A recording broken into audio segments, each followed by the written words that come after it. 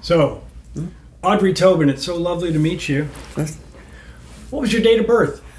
October the 7th, 1927. You have a birthday coming up. Yes, 98. Wow. That is something. So, you were born in London? Yes. Okay. Yes, on Blackheath in a maternity home. Okay. Yeah. Where's Blackheath? Is it in the South of the Thames. Okay. A little bit, it's more posh now than it used to be. Did you grow up there in that neighborhood? My parents had a small flat in Catford, but I think my mother was struggling a bit, so my grandmother kind of took over, and we went over there. Apparently, I was difficult to feed, so.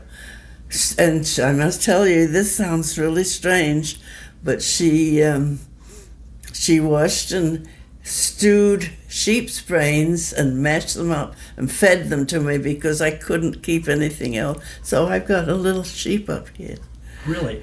Wait, washed and stewed? Stewed sheep's brains. Sheep's brains. Yeah, washed, yeah. Boiled, boiled Okay. and mashed. And this is something that people ate?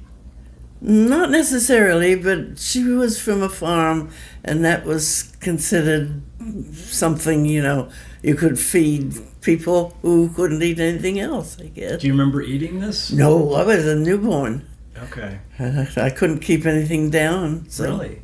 You had some issue, some Apparently. gastrointestinal problem? Yeah, apparently. Huh. Yeah. But it didn't last for long. No. No, and then my dad was trying to build me up with malt and orange juice at an early age, which wasn't a good idea. Not weird. Yes. But no, I was well cared for and well loved. I had a wonderful family. And Okay. actually, I went to live with my grandparents, well, my whole family did, in Bexley Heath. They bought a house that's in the suburbs, south of London. Further south from the Thames. Yeah. Okay.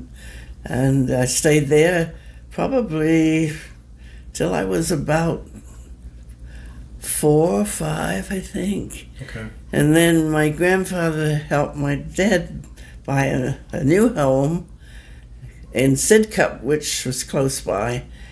And they bought a bungalow on the south coast for retirement. And so I lived there for kindergarten years. And I remember quite a few experiences from that. But then soon after my grandparents moved to their little bungalow in Angmering, my grandfather passed away in 3 months. So apparently I went down from London on the back of my Uncle Harry's motorbike, one of those big old things, and he just told me to hang on. Nothing, no heat, no seatbelts, no helmets, nothing like. And that was about 60 miles. So, 60 and I was miles 6 years old. So, and then I continued to live with my grandmother because my parents thought I would be company for her.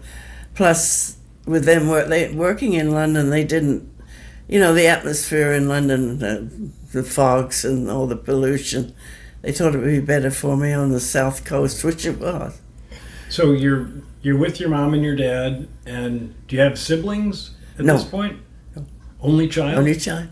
Didn't have anyone growing up with you? Okay. No. So with your mom and your dad, you moved twice, you said, by the time you were... Yeah, by the time I was 6. Okay. Yeah. And then I'd spent the next 6 years with my grandmother. My parents came down on the weekend on the train. It was easy. And I think it was Paddington. Or came along the south coast. Very nice train.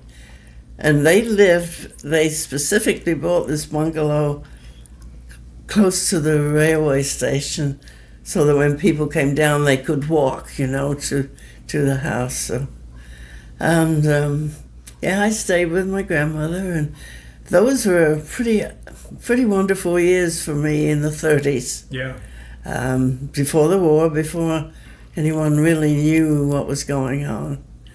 And yeah, I had a lot of freedom, bike riding, swimming in the ocean, walking up on the downs, all by myself, unsupervised. Wow.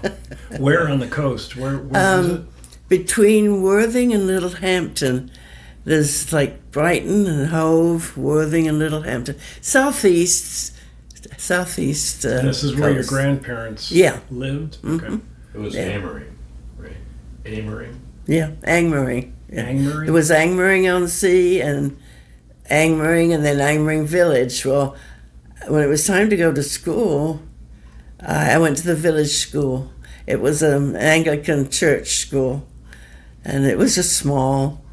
And all the local farmers' kids, were there, and there was a big decision as whether I should go to a private school, but we started out small, and it was good. They were very good. We had a good headmaster and teachers, and they taught us all the basic stuff. Yeah, good. Yeah. So, what were your parents doing? What did your dad do? And did your mom work outside the house? He was, yes, in London. I think my mother worked retail in the city, and my dad was still at Pete Freen's, I think, the biscuit company. So, yeah, they lived. They had a flat high on a hill in West Norwood.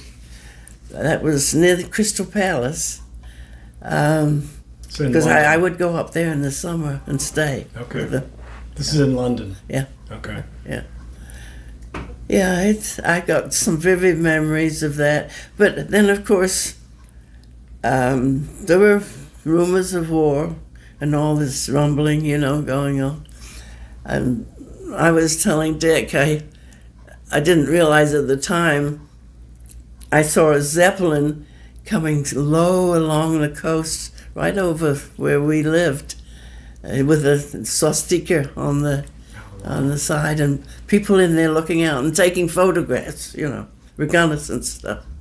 Nothing interfered with them at all. How old do you think you were at that point? Well, at that point, probably 9 or 10. So you were born in 27. Yeah. Right, so you're saying 35, 36. Yeah. And you're living with your grandparents. Yes, my grandmother. Your grandmother. Yeah. Your grandfather was not... Passed away. He died before you were born, or... No, he died soon after they bought the bungalow. Which was down in the south. Yeah. Angmering. Okay. Yeah. So you see the Zeppelin, and it looks pretty scary, I would imagine. Not really, because we didn't realize at the time, what the ramifications would be from this. Didn't know what the swastika even meant. No. It was big, though. Yeah, and then, then after that, let's see, well, the next thing I remember was the day that war was declared, September the 3rd, 1939, because I was in the Girl Guides at the village, and I was in the color guard and in church. I remember that, and then the vicar got up on the pulpit and he said, war has been declared with Germany. He announced it. And right after that, sirens went off, but nothing happened. I think they were just maybe testing them, but it wasn't long after that they started. It was the Battle of Britain. Yeah. And you're 12 years old at that point. Just shy of a month shy of my 12th. And meanwhile, your parents are still in London. Yes. So all this is starting to happen. Yes. And you're with your grandmother. And yes. Wondering, are my mom and dad okay? And they're probably wondering about you. At that time, London was considered safe. I don't know why, but they thought they wouldn't get there. No, it was us on the coast that got bombed. And, there was a great speed to put shelters in. And we used to get under the kitchen table. They were bombing airfields along the coast. And then, of course, the Battle of Britain. That was exciting for us as kids because we'd watch, we'd stand out in the yard and watch the dogfights up there. And that didn't start until July of 1940. Yeah. So you're, 13 years old at that point? Yeah. And So then the family said, why don't you come back to London with all of us? So my grandmother, we did that. We packed up and went, and she rented her bungalow to an English army officer and his family because they were moving people away from the coast. Didn't she have a border? So, Didn't you have a border prior to that, Charlie Whiting? When was Charlie Whiting there? oh, well, that comes a little later. Oh, later. Okay. No, the guy from the golf course? Yeah. Oh, yeah. Yeah, actually, you're right, Dick. He did stay with us before he went into the Navy. He was a golf pro, married my dad's sister. But that's another story. But yeah, we went back to London, and as soon as we got to London, they started the incendiary raids. so the bombing followed you? Yes, from it the did. coast It up followed to us London. wherever we went, actually, because later it followed us again. So, we went through all that, and my dad, most of the guys that were too old to go in the service, they were doing some kind of, home guard work, and he had to go up on the roof of the building and watch for these things to come down, so to try and put them out before they started the fires, So Was this like a civil defense corps? something like that. He and other Yeah. neighbors would be up on the rooftop watching for any signs of attack? Yeah. Okay. Yeah, but for that, after that, let's see what. Yeah, they kept on, and then they started regular bombing. Let's see, I'm trying to think of the dates, but they just sped up, and the Luftwaffe was pretty heavy at that time. So my parents were trying to figure a way. A lot of children were being evacuated. I had the opportunity to come to the States. I had a pen pal when I was in school who lived in San Francisco. His father was an assistant district attorney, and their family invited me over for duration. But This was during the Battle of Britain? yes, Okay. yes, and but then of course our letters were all censored, but I remember my mother brought me these clothes. I had a gray flannel blazer and suit, and was getting ready to go to the States, getting all the papers ready, and then they said no more. One of the ships that had all the children on had been torpedoed, and they weren't going to send anymore. Yeah. So I didn't get to go that time. Yeah. And, So wow, that was. So, did your grandmother's house survive the bombing? oh yes, yeah, Okay. yeah. Well, the one in London didn't. But not much though. Just windows and some plastic coming down. But no, that was a little later. No, my parents enrolled me in one school in London, and I had uniform cut and ready, and that didn't work out because of the bombing. So I was going to go to a boarding school in North London, and it was very nice. It was the Royal Masonic School for girls, and I thought that was pretty nice. It was pretty fancy. And I was going to stay, but when we went back on the bus to my grandmother's house, the bus driver stopped at the bridge. I don't know. I'm trying to think what bridge it was. Vauxhall Bridge, probably. And he said, we can go no further. The bridge is too hot. The docks were on fire. The whole Surrey docks were on fire, just blazing. And so we had to walk.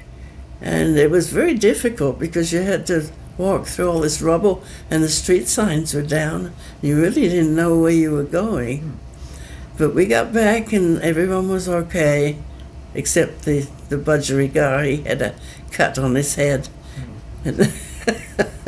But no, people were, well, we were fortunate. But my Uncle Jim and my Aunt Edna drove ambulance. All that must have been a civil defense thing too, and they would come home in the morning covered in and look terrible, just terrible. Were you able to walk across that bridge? Yes, Okay. it was walkable, but for the bus, I think they considered it unsafe. Okay. But we had to. It was hard. It was hard. Yeah. So when you went back to London with your grandmother, you didn't live with your mom and dad. You stayed with your grandmother in a different place? I'm trying to think where my mother and dad were because, I really don't know at that time. They may have been with us too. Okay. Yeah, she had enough room, I think. Did you ever go back to the south of England then, back to the house yes, after the war? But that was later after I was in Malvern, I think, later, and we went back, but it was quite a bit later. Like after the war, many years later, after you'd been married and. Yeah, so it was different. It was different. Okay. So, let's see what happened next. Oh yeah, then, so a friend of Charlie Whiting's in Malvern had lost her husband. She had 3 small children, and so they thought if she had the room, she could take my mother and I in for so long. And we did do that. We went down to Worcestershire in the Midlands, and that was considered safe, and it was. It was. And that's when it's a very, very nice place, very scenic place. I loved it. I had the bedroom overlooking the Malvern Hills, and in the morning you could see the clouds all pink from the sunrise, come. Very nice. What year would that have been? What? About what year would that have been? Let's see. Well, I was still 13, I think, when I went to Ledbury Grammar School. Yeah. Yeah. That was, we had to take a train to go to school. It was the other side of the hills, through the tunnel, every day. I rode my bike up to the station, and sometimes I was late, and I'd throw the bike on the station platform, and the porter would put it in the rack for me. And then you run up over the railroad tracks, over the bridge, because the train was coming. It was a little train. It was, I think, cream and brown, and there were about 6 of us kids from the Malvern area that would take it. And back and forth from London? No, this is in Worcestershire. Oh, okay. From where we stayed. You're going to Ledbury, right? The school was in Ledbury. Ledbury, yeah, it's not far from Hereford. It's on the other side. Yeah. When you were in school, do you recall actual bombing? In London. Did you have to take cover often? Not actually when I was in school. It was usually when we were at the house. But no, if we were out and about, like my mother in London, if we go shopping, and then with siren would go, you'd have to go to the nearest. Sometimes it was in the bank building, or it's in the basements of some of those big buildings. Yeah. They were all open for everybody just to go in. And then it would be bombing and noise. I remember one night my mother, we had to go underneath the arches, the railroad arches, that had doors on each end, and they were pretty damp and not too pleasant, but I remember she took her skirt off and she covered me up so I could sleep on her lap, and I always remember that. This was with bombing going on? Yes, this is in London before we You say actually. railway arches. Is that like a tunnel or something that you? Yeah, well, you know what they're like, don't you, Dick? It's like an elevated railroad, and Yeah. they enclosed the archway under just- the the railway overpass, Okay. so that it could be a Yeah. storage space or. Used or to be shop a or song something. called Flanagan and Allen used to sing Underneath the Arches. They had a song about everything. Songs about Hitler running, and they've had some really good wartime songs. So that time when your mother used her skirt to protect you, do you recall her being kind of scared or frightened, or Well- was she trying to keep you calm? Trying to keep me calm, I think. Yeah. Although that's what I think the age that I was in, you didn't feel it so much. I didn't. I don't ever remember being afraid. At the age of 13. Yeah, but it's just that I always knew there was someone to watch out for me. I had mom and dad and aunties and uncles and. Friends? Did you have a lot of friends? Well, I made friends in school, but then we were off to another school in no time. That was the hard part. Yeah. Uprooting, you just get settled, and then you'd have to move somewhere else all the time. Well, from the time you were born, London, going to the south, and then coming back. Yeah, moving. Constantly. It sounded like you moved Yes, several times by Yes. the time you were 14 years old. yes, absolutely. And the Battle of Britain lasted 4 months. Yes, So, that by the end of those 4 months, there must have been a lot of anxiety and fear. I suppose you would call it anxiety, but people were just anxious to be prepared, as far as food supplies and getting things together and making sure you're comfortable and all that. Yeah. More like that. There was a point, I'm trying to remember when it was, when I guess invasion was pretty close. And you could tell all the guys were sort of, I know my dad was saying, well, I will have to find a gun somewhere. They all wanted to be they were going to put up a fight, The farmers had pitchforks and things. Yeah, and anything, yeah.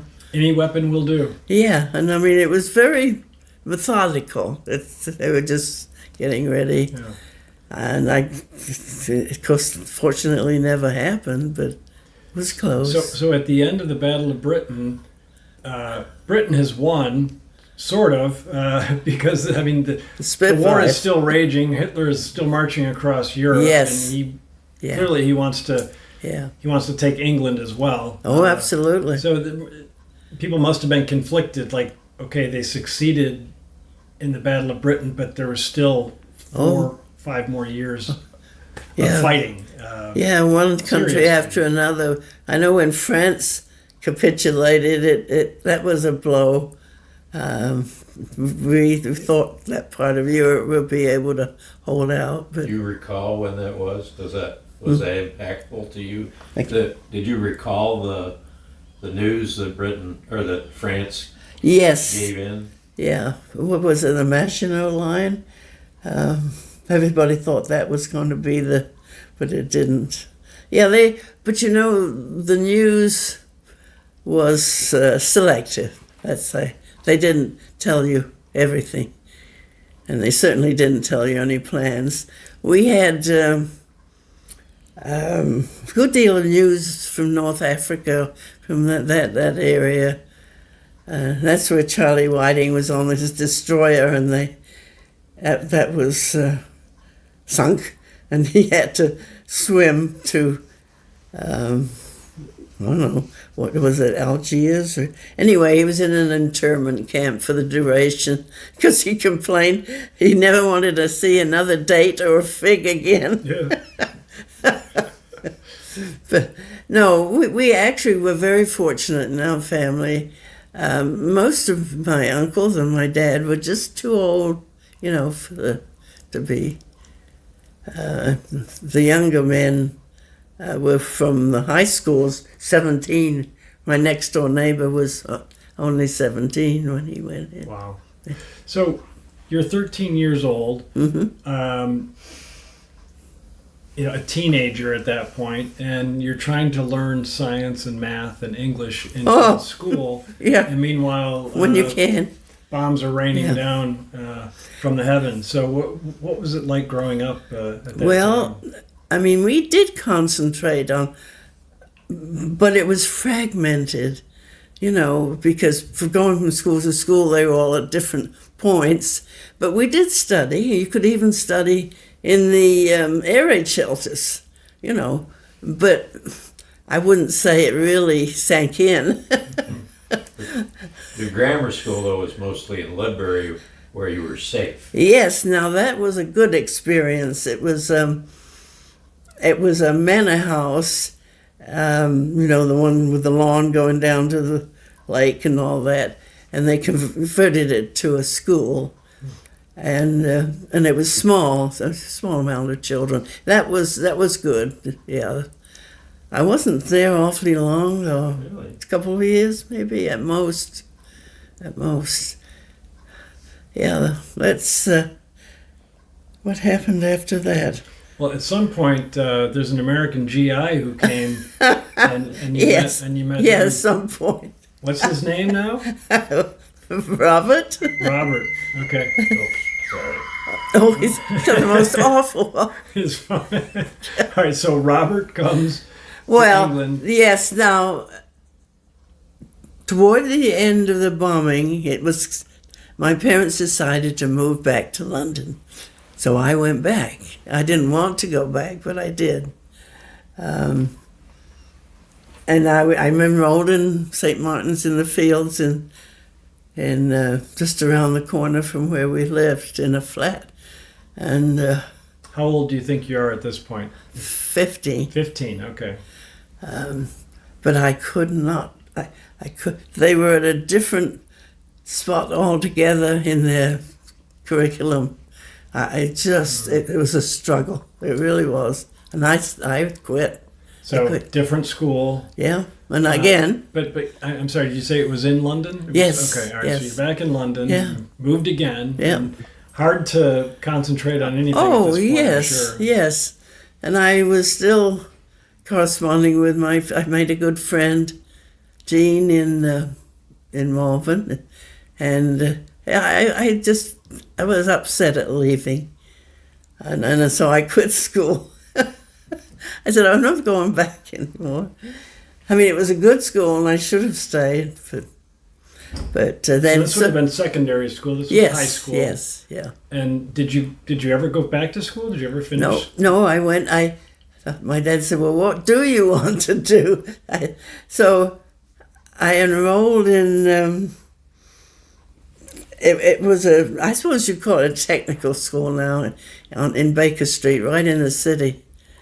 And it was like cosmetology and various things. But you had classes as well, it was regular classes. So. But... Was that a good school for you? For a little while. For a while, okay. Then the V1s and the V2s started. The V1s? rockets. The rockets. And they were bad. And you could be out walking and they sounded like a washing machine. But I don't know if you've ever seen pictures of them. No, I haven't. No, it's... From Germany. Yeah. Okay. Yeah. And they found their range. They found they could get to London. Firing from Germany or firing from France? Or? Well, where do you think? Near the coast. Of the coast. Probably the lowlands or France. Yeah. So But they that's scary. did a lot of... they were scary. Because you had to... It was like you teach the kids now, drop.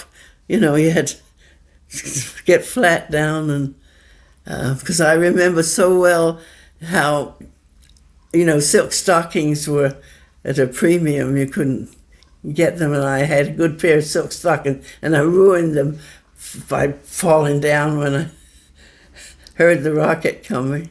You had so many seconds you had to count before, they would go. So you would hear them, and they sounded sounded like a washing machine. Yes, and then it would cut out, and then you had so many seconds to get cover. They were V1s and V2s. I don't know what the difference was, but did you lose any friends? Did you know neighbors or friends or anybody who died or no, not seriously really. injured? No. And yet there were an awful lot of casualties in London. If you watch any of those documentaries, you can see how much, or read the books on. Yeah, there were a lot, but I didn't personally know anybody that was killed or injured. Okay. So then again, my mother and I decided to move back to the Malvern area. And we rented a cottage out in the country, Sorry, Malvern is south? No, it's in the Midlands. Midlands, okay, further north. Like Yeah. This is where they'd been before, and they went back. Got it. Yeah. And so that's, we were required to do some national service at 16. So I registered, and they were offering jobs, And the one was to American hospitals needed telephone operators. So I thought, I can do this. So I interviewed, and I got the job, and when I think now how young I was, and it was kind of difficult. It was one of those old telephone PBX-1As where you plug in, and it was busy, very busy, because all those Quonset hut hospitals, and there were a lot of them, were taking in all the wounded from Europe. They'd fly them over, and then I put them on a train, and then they sent them up to us. From North Africa or from Italy or where? From anywhere. They would just get them to the coast quickly as they can. I don't know whether they did anything by ship or whether they flew them, but they got them, and then they put them on a train, and then they'd bring them up to the hospitals. In London? No, in the safe area in Worcestershire, because that's where the hospital was, in Worcestershire. Is that the Midlands? Yeah. Okay. Still in Malvern. Yeah, we should have a map out. What was the name of the hospital? The 93rd General Hospital. The 93rd. And I worked there, and it was pretty stressful. And it was a 5-mile bike ride from where my mother and I lived. And it was a shift work, afternoon and evening. And but I was doing that all the time. And this is the telephone operator job at the hospital? Yes. Okay. Yeah. I didn't know that Bob was sitting out there. He used to drive the colonel around, and he'd sit in the command car and wait for him outside on the circle with the flagpole and the administration building. And he'd see me coming and going. And he kept an eye. I never knew him at the time. But one night when I was riding my bike home, pitch black, blackout, no lights at all. Somebody came out of the hedgerows and tried to knock me off my bike. And I just, kicked and got on my bike, and I rode, and I didn't stop till I got back home. I mean, I just... So I reported it the next day, and they decided that it wasn't safe for me to do that. Could I stay in the nurse's hut, the Red Cross nurse's hut? It was never filled. So I did. I stayed in the nurse's hut, and I ate in the officer's mess, at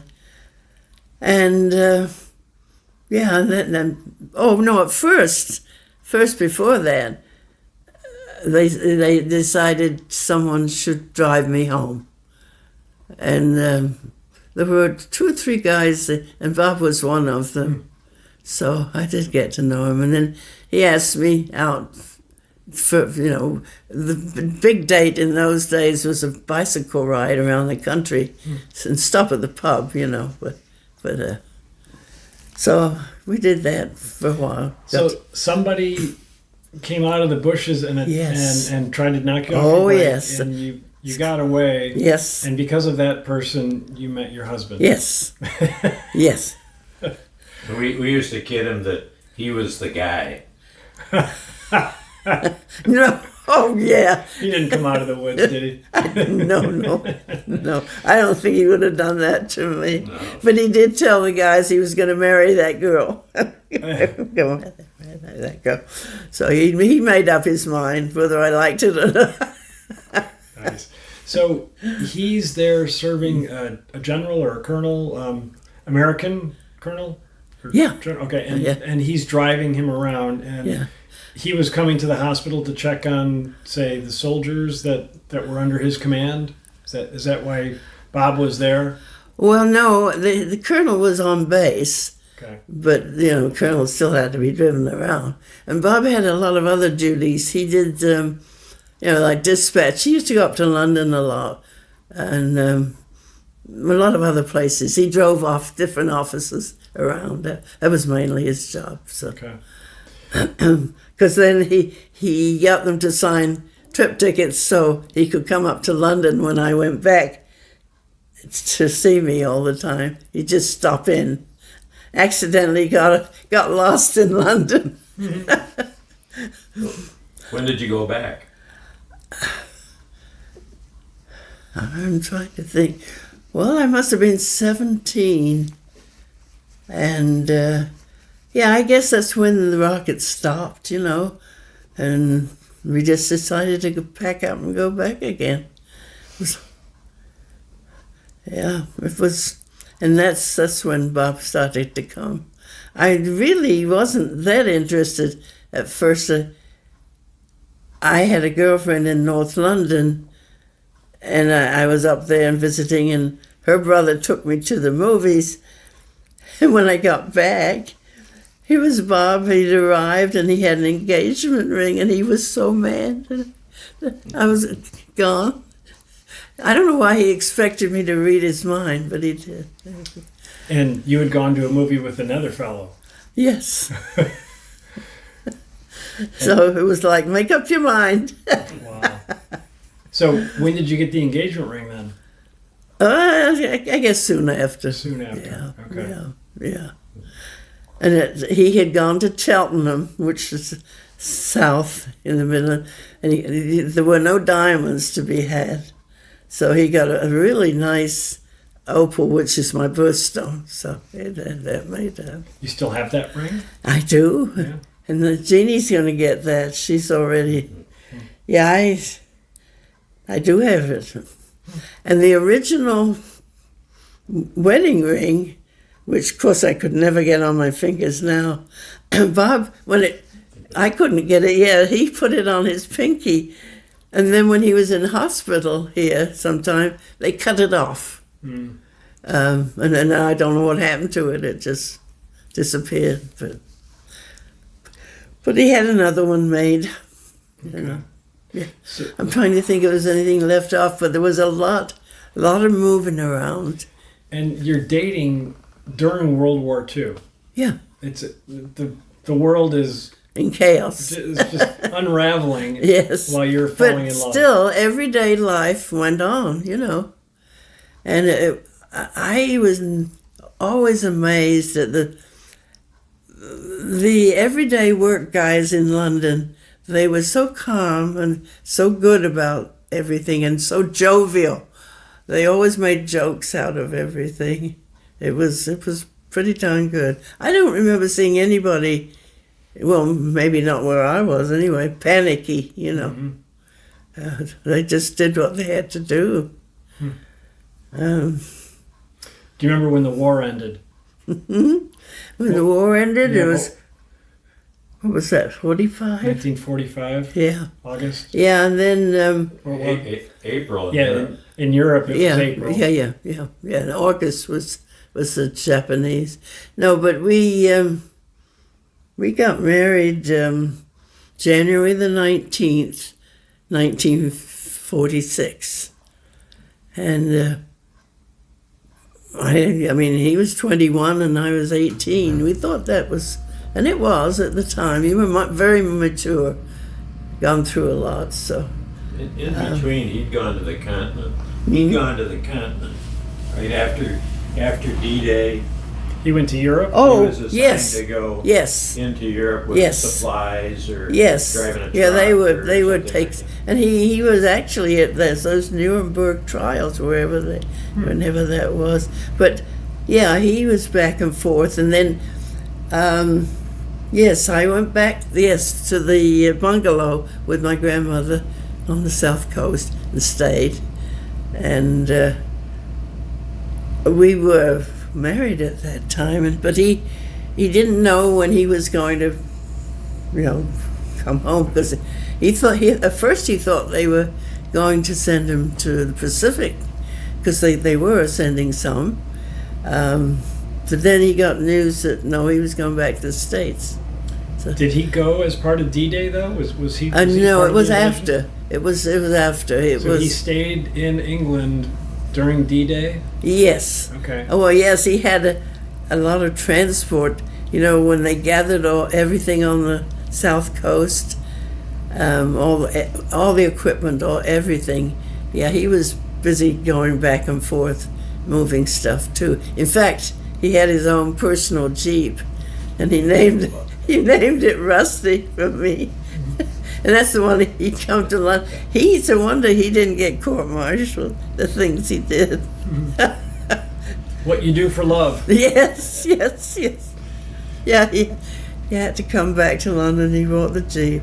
But he wasn't afraid to do it either. Well, he had a deal with some of the officers. He had something on him, so they wouldn't tell on him either. Yeah, he had blank passes, right? Yes. You had to have a pass to go through any checkpoint to get to another place. So he had blank passes, right? Yes, they gave him a pad. I remember one time I wanted to go back to Malvern for some reason. Maybe to stay with my friend, but he said, well, I'm driving officer so-and-so, and he said, could she come along? And he said, yes. But when the MPs stopped us and they said, what is she doing in here? But the officer made up some kind of, formal thing that I was supposed to be on. So we made it. So if you got engaged in January of 46, or I'm sorry, you got married in January of 46, you were engaged how much earlier? 3 months. 3 months. Yeah, 3 months. Not like today where you're engaged for 18 months, 2 years maybe. No. Well, there's a story there too, right? About the church. Oh, yes. Yeah, actually, at that time they had him in Evesham, and Pershore, that's also in the Midlands. There was a German prisoner of war camp, and he, was there, and he went to the local church to see if we could get married there, and of course it was a Catholic church, and he posted banns, but then they said, of course, the 6 months, you never give up the 6 months waiting period, so couldn't do it. So we got married in London at a, what do you call them? Registrar, like a registrar's office, at City Hall anyway. Yeah, in Lambeth. Yeah, we got married there. Was there a honeymoon? Yes, well, of sorts. My grandmother said, well, since you can't do much these days, she went back to London and let me have her bungalow for, I don't know, I think he had a 10-day leave, maybe. It was miserable weather, but we walked every day around the beach you couldn't really go down to the beach. It was all barbed wire and pillboxes, but across the golf course. Was back in England after he went to Europe. He applied to be an MP. Yeah. Right. And Yeah. And that's how he got involved with the prisoner of war camp. Yeah. And that's, you said earlier that he was at Nuremberg, he was escorting some of the trial subjects to Nuremberg for the Nuremberg trials, was it? As far as I know, he never said much. Yeah. No. Okay. No, it's at some point it becomes a blur. Yeah. A lot of little scenes in your head, but sequence is another thing. Yeah.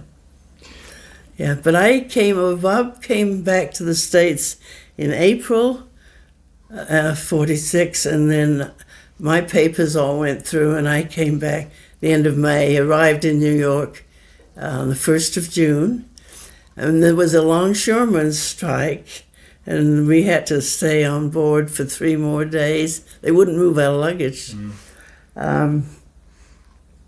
It was a converted hospital ship, the Saturnia. And it was,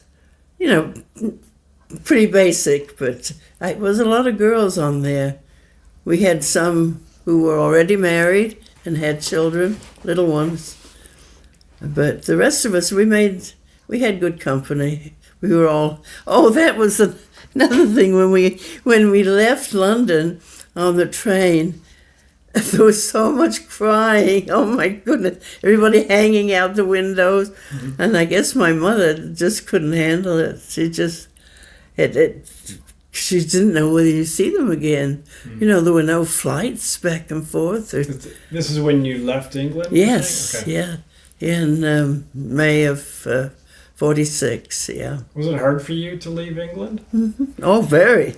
Yes. Well, it's just that I think at that age, and I've always had a sort of a sense of adventure, and I kind of thought it was an adventure, I guess. It was an adventure. But no, it was hard, yeah, and I did miss them, and I miss the country. First year was very hard. Yeah. But I don't think Bob understood that. And it toughened me up. I could just about handle anything at that time. Having Barb, first baby, and I'd never even held a baby in my whole life. But we managed. We did, just the two of us. No help, and but good neighbors. And his aunts, right? Yeah. Nobody in the family, no. They just didn't want to interfere. Oh, okay. Bob's it's just it was only his grandma anyway, so, and then Norb and Evelyn. So you come from England, you have to stay in the port of New York for 3 days. Yes. Until you can get off the ship. And then you're in New York City for a short while? They bused us to Grand Central Station, and then I got on a train for Detroit. And I remember going down, it was along the St. Hudson, is it? Or the... Well, yeah. It was really pretty. I liked that. But of course, then I had to sleep overnight. And we arrived at the Michigan Central Station. Yes. Yeah. Have you seen what they've done to this station? Yes. I think it's wonderful. Yeah, I was thinking I was there in 1946. So... And then they took 2 carriages off the train. That's all that went up to Bay City.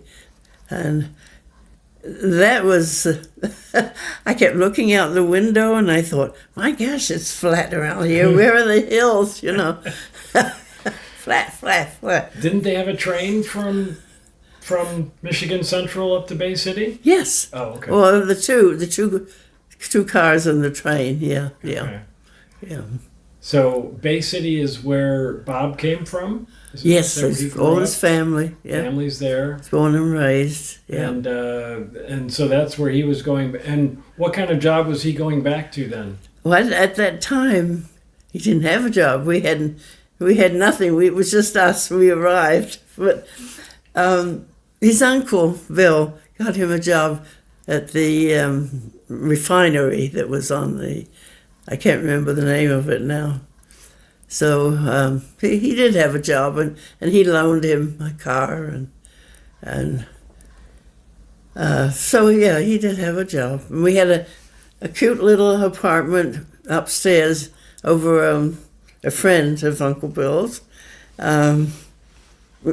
It was very small, but it was very cute and very clean.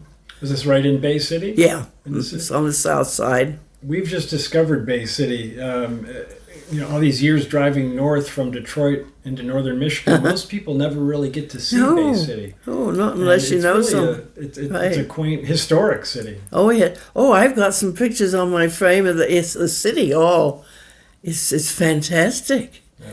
It's yeah, And that was your home then for how long? 20 years. 20 years in Bay City. Yeah, we went from an upstairs apartment to a downstairs apartment, and then we finally rented a house where we had all the kids. So So your first child is Barbara, yes, and what's her date of birth? let's see, 4th. June the 6th. No, 4th. 4th. June 4th. That's my dad's birthday. June the 4th, 1947. 47, 7. yeah. Wow. Yeah. And then how many more kids did you have? I had 6. Six Yeah, children. Wow. Yeah. Mark was 51, and then the girls came quickly together, 58 and 57. 57, yeah. And then Jeannie was 61, 1. and Mike was 63. Yes. Yeah, it was a handful, but, staying home, I never worked except at school or whatever, volunteer stuff. You did work. Well, I sure did. You worked hard. Oh my gosh, yes. Morning till night. You had to drop dead at the end of the day. And Bob didn't stay at the refinery that long. Oh, no. Oh, He had no. some other jobs. They put him on a swing shift, and he couldn't sleep, and it was really tough because, a baby crying and all that. And, yeah. No, let's see, he went to the nursery afterwards. He had several jobs, as young men often do.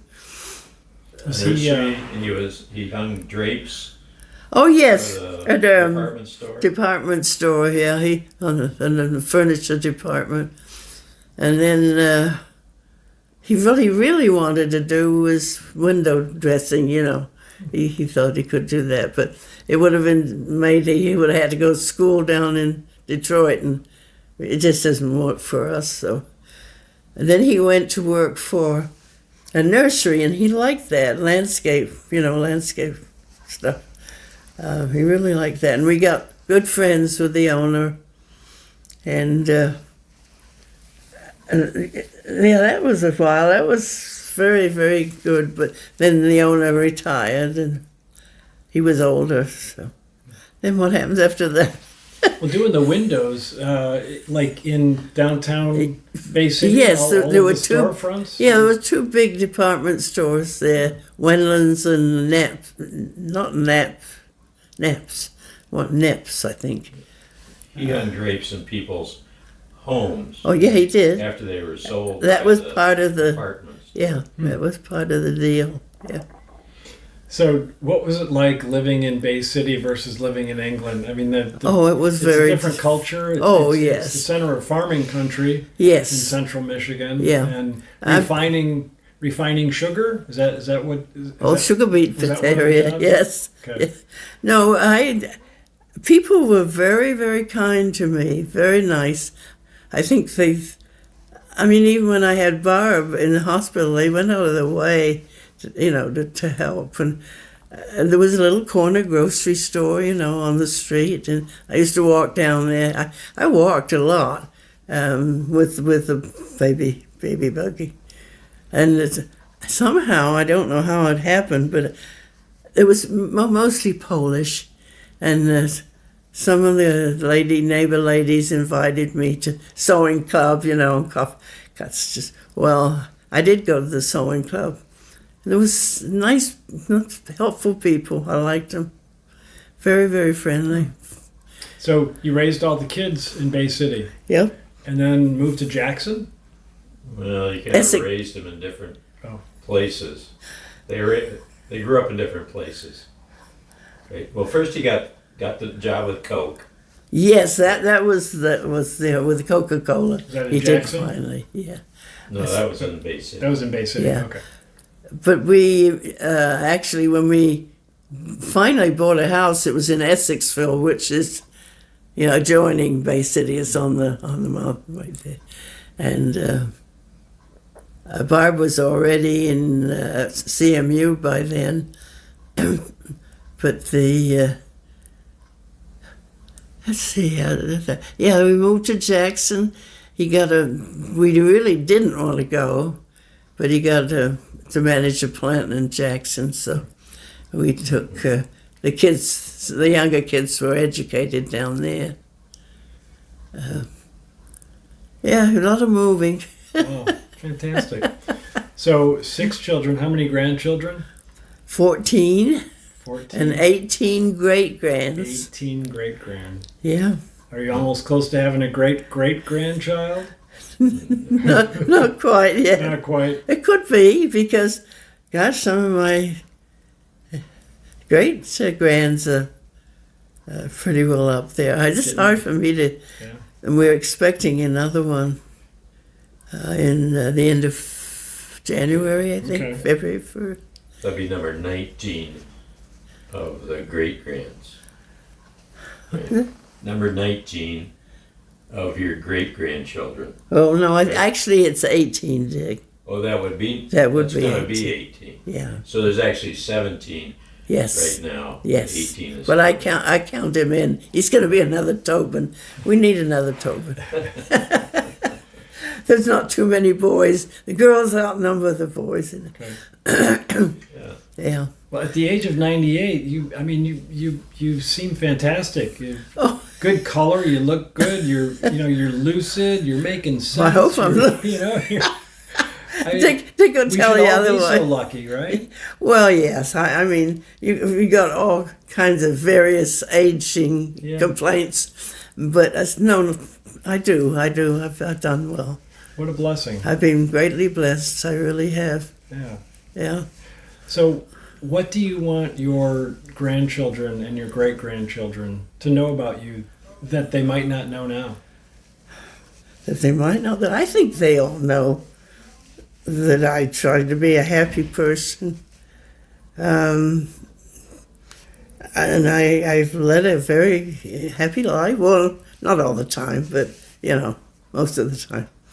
I don't know. I'm very proud of all of them. Very proud. They've all done well. All of them, haven't they, Dick? Yeah. Do they there's- live in Michigan, or are they all over the country? I have a daughter in North Carolina, a daughter in Washington State, son in Chicago, and of course I got grands and great-grands in the military. I got one grandson. They all just got back from Okinawa.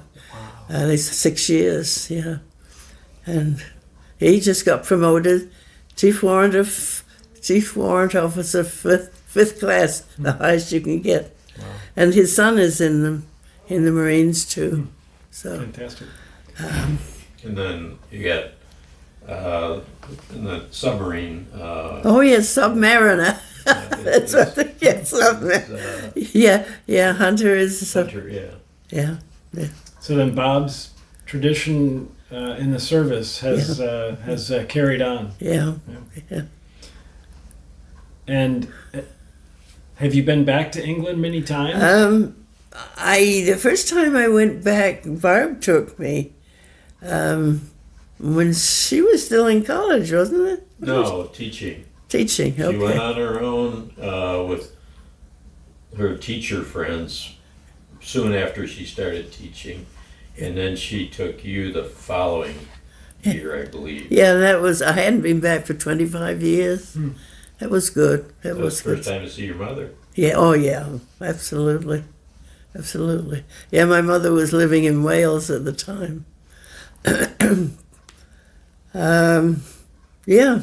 But then after that, Bob always said he didn't want to go back because he had a lot of issues with all that stuff. Actually, my grandmother had offered us the bungalow if he would stay after the war, but he said, I couldn't work with those Englishmen, he said. So we didn't. But then we went, but he did go back, and once he went back, he wanted to keep going back again. Well, tell about how you went back, 1978. It was 1978, wasn't it? You went back to England in '78? With Pat and... Oh, yes. Yes, I went back with my two middle daughters and for vacation. Pat was in college and Julie was nursing. And we, it was good, but we went to see my mother in Wales, and she wanted to take us to a craft shop where, they weave all the blankets and things. And we went there, and then we went to lunch at a pub, a nice pub. But my stepdad, he'd had issues with alcohol and stuff. Coming back, we were rounding a corner, and we collided with a quarry lorry, which was huge. He clipped us, but my stepfather's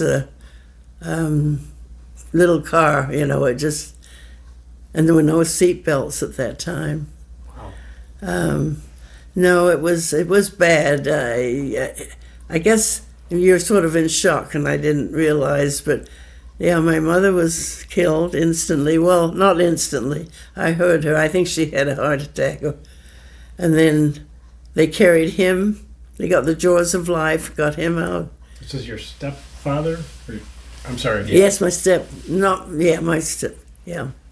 And they were carrying him on a gurney to the back of the ambulance, and they put him in. And I could see it because the ambulance doors were open, and he rolled off, and he was dead too. So, and then me, I smashed my face and head and legs against the back of the hard seats, and my face was smashed in, and I was bleeding a lot. And Pat got a concussion. She was sitting next to me, and Julie got her back hurt. So, but they took us to Aberystwyth, the coastal hospital, a big hospital. They did a good job of everything, but my face is not like it used to be. It never will be, but it's okay. Was this accident in Wales? Wales, yeah. Okay. Coastal Wales, mid-Wales. And there was a mining truck that you collided with. Yeah, Wow. big, yeah. That's scary. Yes, but fortunately, I just have to think some of these things are done for a reason. The people who stopped to look were two young men, and they obviously knew what they were doing. They were, helping us. And then there was a lady. She had a picnic basket. She was a doctor's wife. She gave me a tea towel to put over my face, to stop the bleeding and everything. Everyone was very helpful. This is in 1978. Yes. Was that your last time yes. in England? Yeah. Oh, no. I've been back since. You went back a few more times. Yeah. Well, you had to stay. Oh, I had to stay. I stayed for girls 3. came home. Yes. I had a stepbrother who very kindly took care of everything. And they took the girls down to his place in Cardiff in South Wales. And they managed to get them to home on a plane. Okay. But I stayed, and they shipped me by ambulance. Oh, it was awful. Round and round all these mountain roads all the way down to South Wales to get further treatment. Okay. At first they thought this eye dropped and fractured and all that the eye would, but it was fine. It was okay.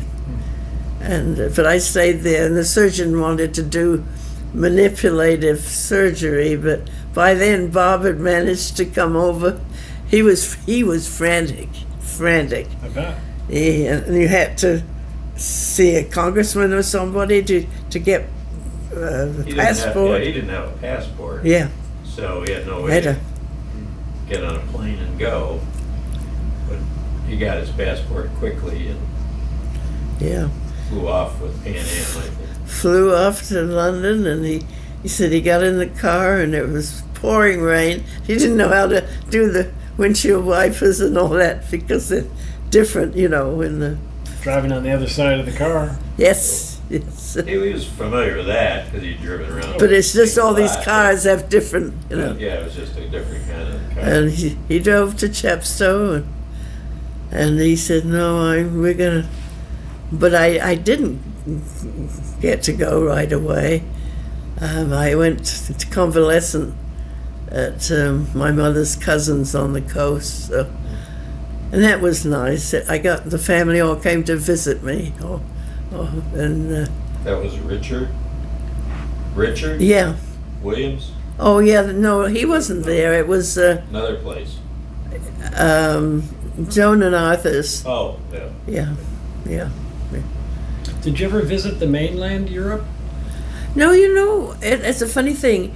Just before the war, my uncle Jim, who went over frequently to Switzerland and France, he said, well, I'm going to take you next year. You're old enough, to go and enjoy it. But I never did because the war started. And then after the war, you're raising a family. And I mean that just, you just knew you couldn't do those things anymore. Yeah. No. Your dad came over to visit. Oh yeah. Twice. Yeah. He stayed with us a year. But he was getting older too, and he realized that he didn't have national health insurance, and he would have to get something on his own. He went back. Yeah. When did your father die?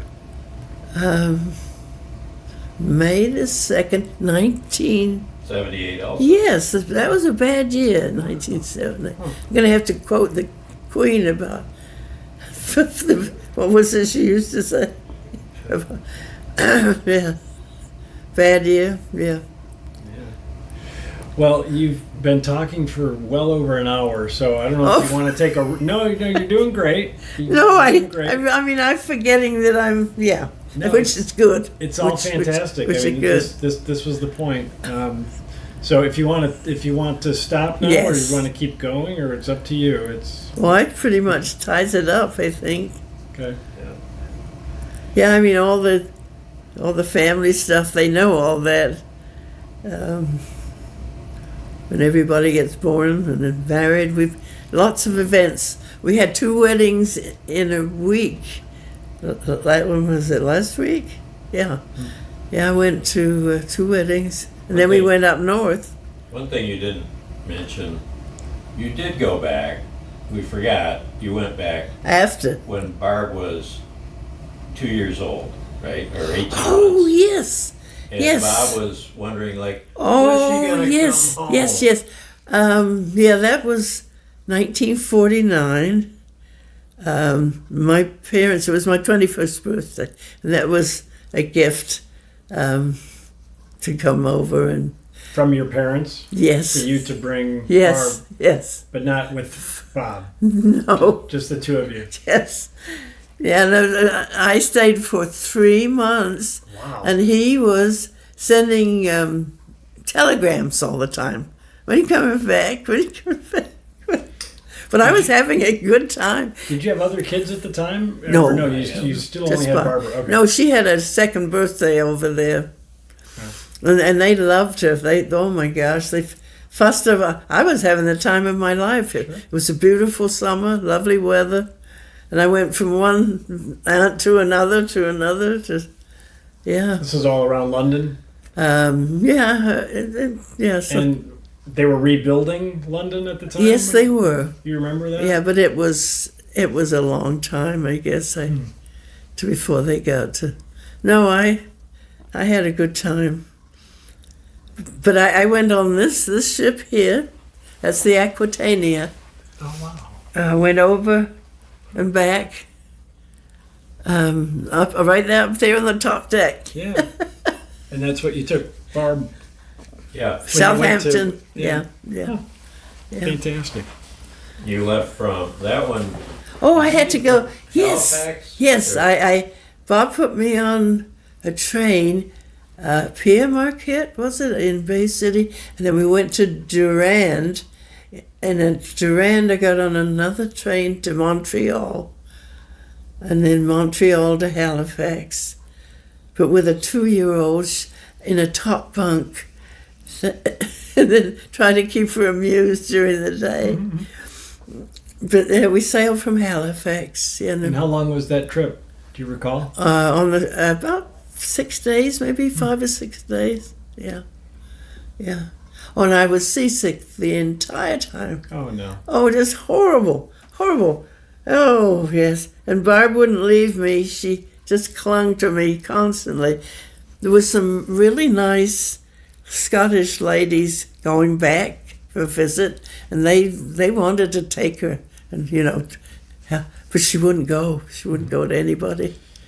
So I stayed in. I existed on Schweppes ginger ale and soda crackers, I think. Mm-hmm. Yeah. When I got to Southampton, and all my family were there, and they're looking at me, and my mother said, "You look like something out of a Belsen concentration camp." Clothes were hanging on me. You So- lost weight. They really You were sick on the boat. lost a lot of weight. Oh boy. They soon rectified that, though. Yeah. No, I had forgotten that, Dick. That was 3 months I stayed, and all the while I was gone, he made cabinets, he painted, he did everything to make it look nice when I came back. So he was glad to have you home. Oh, absolutely. Yeah.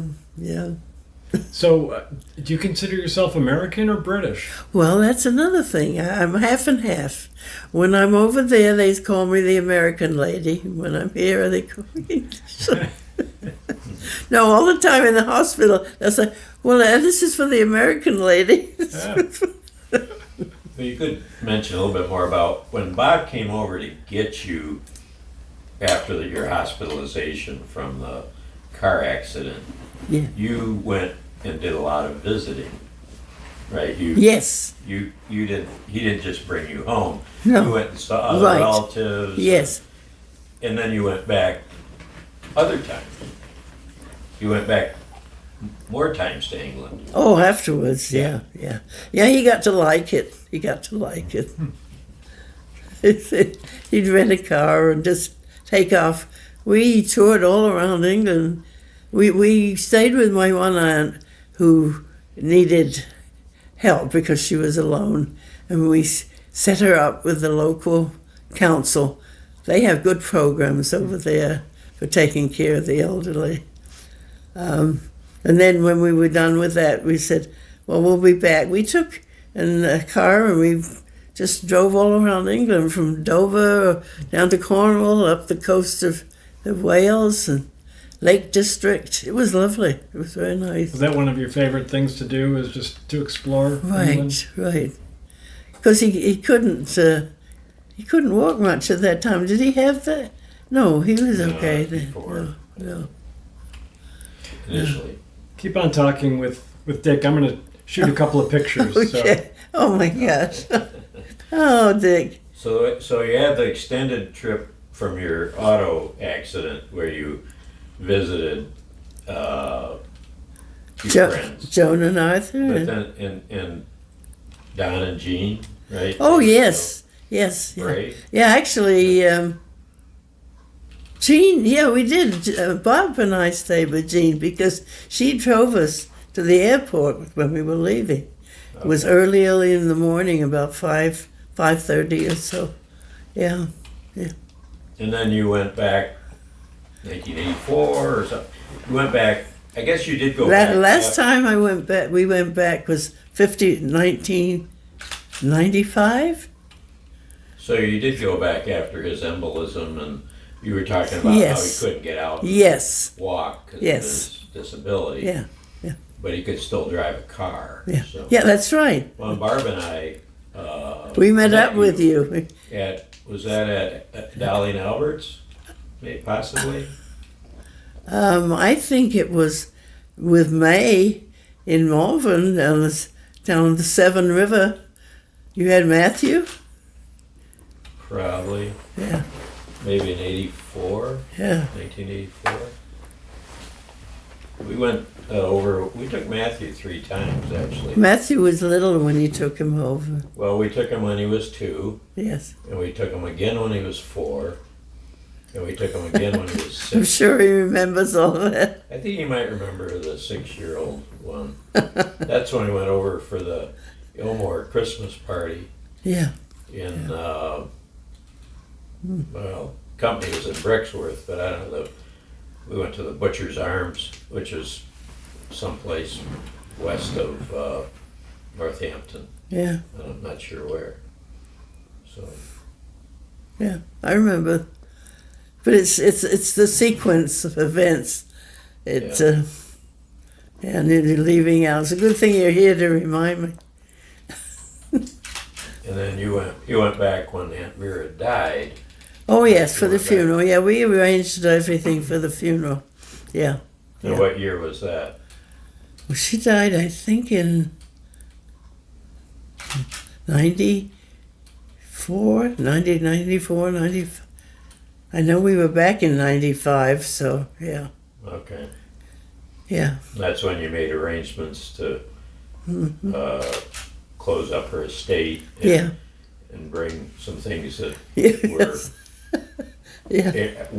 whether they were willed to you or just Well, everything. nobody else wanted them, No. so you had them shipped. Some I gave some to the home help, that have been good to Right. her, and I asked them what they would like, and one took a sewing thing, one took a chair, and the rest of the stuff I think we donated or left in the house. Okay. Just left in the house.